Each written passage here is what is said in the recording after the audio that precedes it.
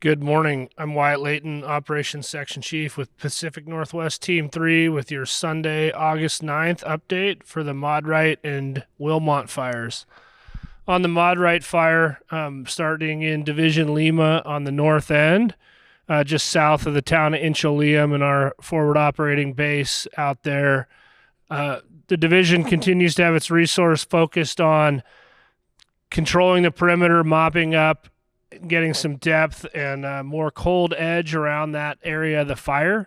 They do continue to find a few smokes in that area within 100 feet of the line. I think they reported 12 smokes this morning, as well as addressing an unburned island in that area just south of our base out there.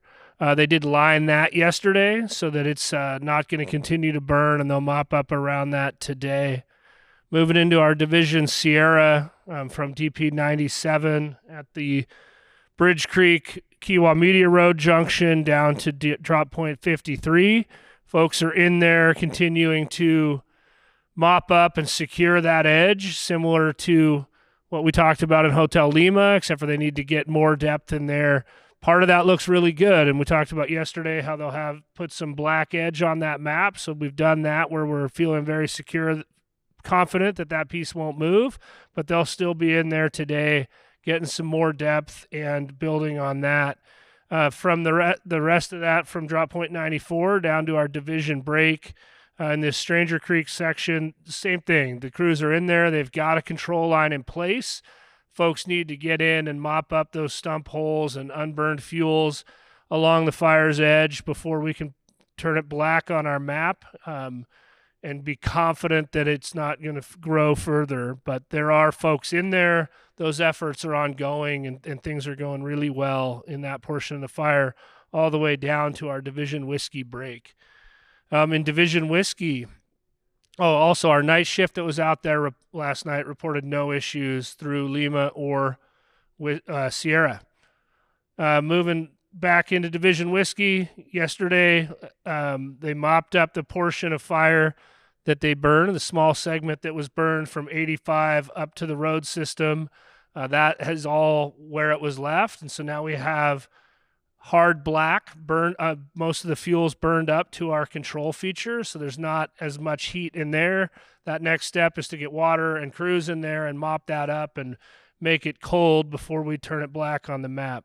Yesterday, they progressed from drop point 85 down to 87 with some firing operations to remove those fuels up to that segment of the fire line. They'll be in there mopping up and patrolling that today to cool that off now that we have the fuels removed up to the fire line. That follows a road system in there, so we've got that as tight to that fire's edge as we possibly could. We have some alternate features out here in case there is a little bit of spotting today, but we don't anticipate that. Night shift worked that as well last night, so we'll further mop up and patrol that in the coming days. Today they're going to move south across Nez Perce Creek and look for opportunities to tie into our Division X-ray. Again, if we get those lines in and conditions are right, there may be another small segment of firing to remove the rest of the unburned fuels between the main fire edge and our control feature, and then that sequence would continue of letting those fuels burn out, getting some folks in there to mop that up so we have a good edge on the fire that will hold into the future. So that's the steps for today. They'll continue working down into Division X-ray. We'll have a night shift out again tonight. We'll bounce down on the map a little bit. So in X-ray from Cougar Creek north, they were able to get dozer lines around this western finger of fire that's progressed towards the Wilmont to Little Twin Road. So those lines came north from Cougar Creek yesterday. Fires up to them. They'll be mopping those up. They did have a little slop across their first attempt at a line in there yesterday afternoon. Went back in with some dozers and crews and relined that. Our night shift reported this morning that all that held in place and things look really good. Some exciting news for us. The night shift folks picked up where X-ray left off and pushed some more dozer line to the north along the ridge system. X-ray will continue that today, pushing north along the ridge system and working out with Sierra how they will tie those two pieces together. There's a little work in here to figure out how close we can be before we pop up on the ridge line, and we'll continue to evaluate interior of X-ray as well. But starting to get some good control features that will prep, remove ladder fuels and brush right along the fire line's edge, so that if we do have to fire it, we can manage that heat and intensity and minimize any potential for spots before we do that.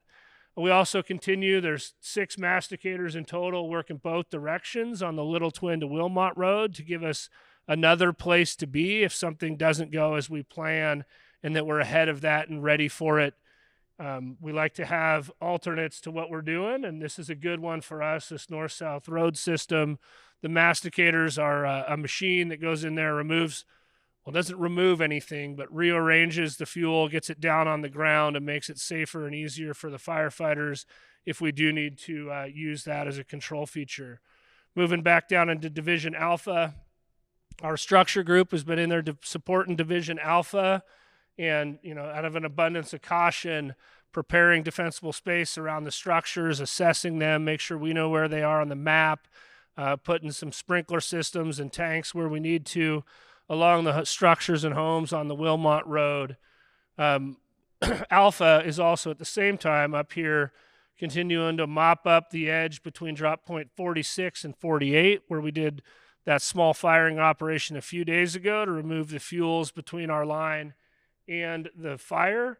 And they're going to continue pushing north. They've installed a line from drop point 48 down into the Cougar Creek Road.